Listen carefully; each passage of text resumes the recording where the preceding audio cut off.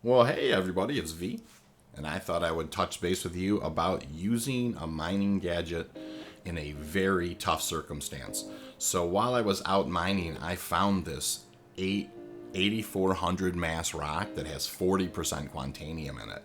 And the Hofstad with the Rieger C3 would not even touch this thing at all.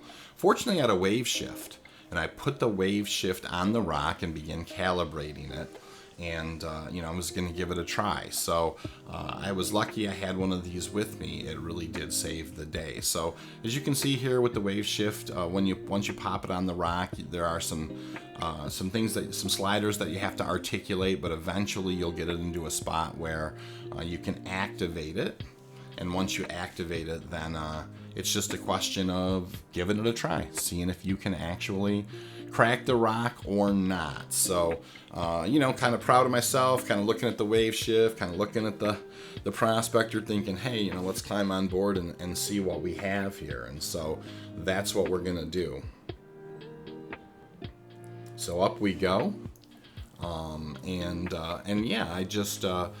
I went ahead and switched to mining mode, and you can see my laser intensity was already at 100% because I was trying to crack it. So I roll that back a little bit. I get myself in a good optimal range, and I come back in at it at a 30%. I didn't know if it was going to jump fast or not, or if I was even going to get lucky here. But somewhere around 70%, I start to see the charge level kind of climb, and I get a big smile on my face. And sure enough, at 85, it was a smooth climb up. And into the optimal we go. And so I could not have broken this rock without that mining gadget, point blank. I highly recommend bringing them. There are these rocks that are going to be just a bridge too far, a little out of your reach. And the ones that are, 5-10% out of your reach or so, you absolutely can use a Waveshift or a Bormax or a Sabir or an Optimax, depending on, whether or not you're trying to reduce resistances, whether or not you're trying to reduce instabilities, whether or not you're trying to improve the cluster value. The Optimaxes are very good at that. Bormaxes have a 30% cluster increase as well.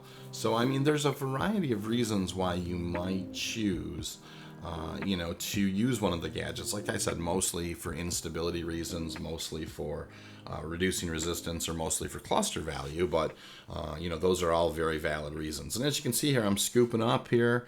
I've already got almost 8 SCU of Quant on board, and I do end up with slightly more than 8 SCU of Quant on board. You can see I broke 8 right there.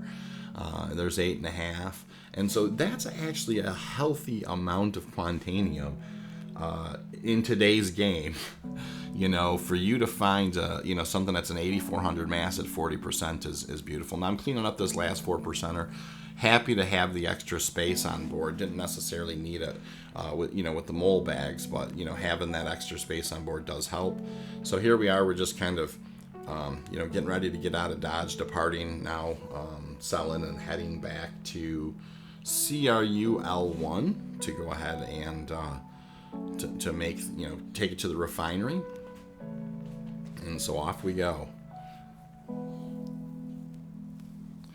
And so one of the other things, make sure when you're heading on in, make sure you got your VTOLs rotated. You kind of come in smooth. It's important to touch down smoothly.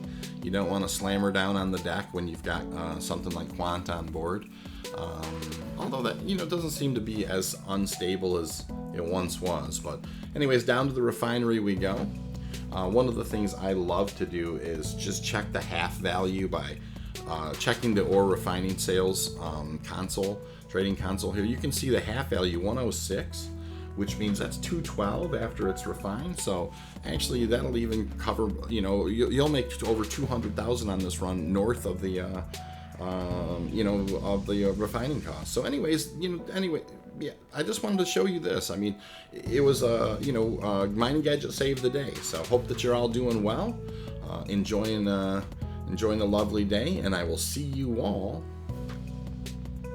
around the verse.